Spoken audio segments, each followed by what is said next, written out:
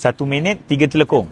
Cantik dia punya istilah dia orang ni adalah jari-jari emas Siti Khadijah. Memang maksudnya yang ini asnaf, anak ibu tunggal. Dan kebanyakan yang ni dalam lama macam makcik ni kan dah 13 tahun.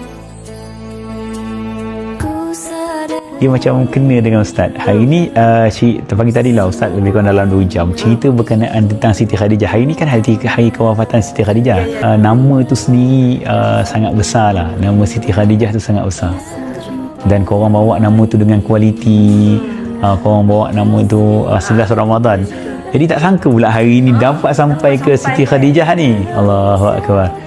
Value yang sangat mahal. Sangat-sangat teruja benda tu.